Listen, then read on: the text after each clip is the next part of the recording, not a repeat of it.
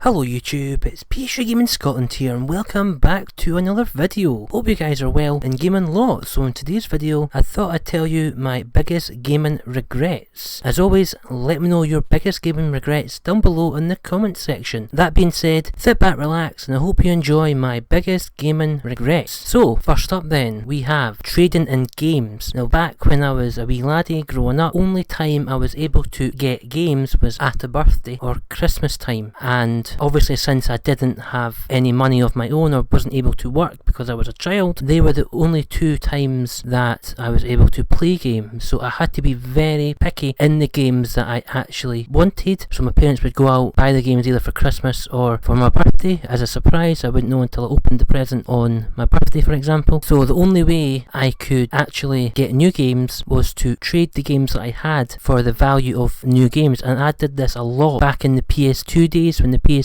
was the main PlayStation console that was out at the time. And obviously looking back on it now, being a collector, I do regret that, but bearing in mind, if I didn't do that, if I didn't trade in loads of stacks of games, I wouldn't be able to play the newest games at the time, and that was the only way I was able to play new games that I wanted. So that is the main first one for my biggest gaming regret. I just regret being able to trade in games. I miss keeping my games, you know, but yeah, I had to do what I had to do in order to play new games, and that is something I still to this day kind of regret. But obviously now with me working and being able to earn my own money and contribute to society, I'm able to buy the games that I once traded in as a child. So yeah, number 2 on my biggest gaming regret, and that is not keeping the boxes for cartridge based games. Now growing up, I played a lot of handheld gaming with the Game Boy Advance and Game Boy Color, and obviously later to the PSP and PlayStation Vita. But the main memory I'm thinking of when I'm thinking of not keeping the boxes for cartridge based games is from the Game Boy Advance. I used to play Pokemon Silver, Pokemon Gold, Pokemon Yellow with friends after school. We used to all get together with our wee Game Boys, play out in the street on a Friday or Saturday when the TV was rubbish on the telly. So we used to all get together and have lots of fun, either playing football in the local field or playing with our Game Boys. And that was one memory that I really enjoyed playing with friends with. And we used to all play Pokemon,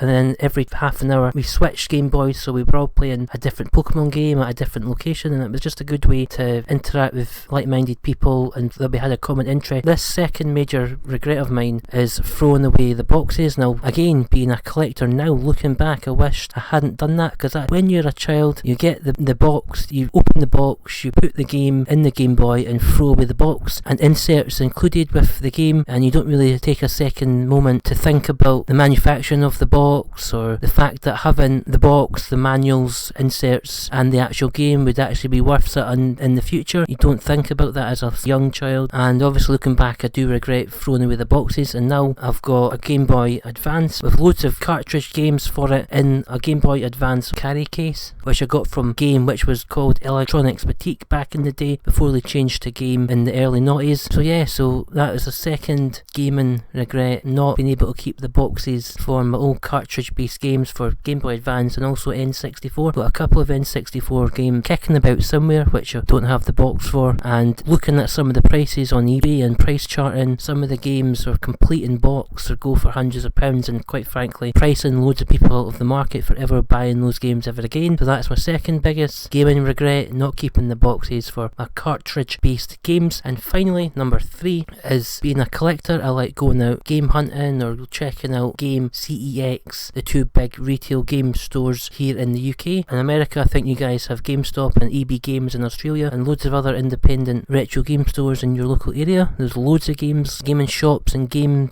outlets to buy games from. I like the fact you can go into a gaming shop, interact with the members of staff or the owner if they're a small gaming retailer, browse the games at your leisure, check out prices, and just have a great time checking out new games that you might not necessarily know about or have ever heard of. I used to always go into Game or CEX, I still do now, and just randomly browsing through the games and being attracted by the front front cover and the look on the back of the case, see the artwork, and have a rough idea of what the game's about, as that's where the main fun and excitement was for buying games. And so this gaming regret is not picking up a game that one, you really want, or two, that you've never heard of at a really decent price. It's only later when you check out the game or the price you realise, oh, that you should have really went and bought the game at the time. Obviously you can get in touch with the store and get them to reserve it and go back and get it, or get them to send it to you online through delivery. But there's just something that I sometimes regret when I'm out game hunting or looking for games to add to the collection, that I think, oh, I should have really bought that game there and then, because the prices for currently,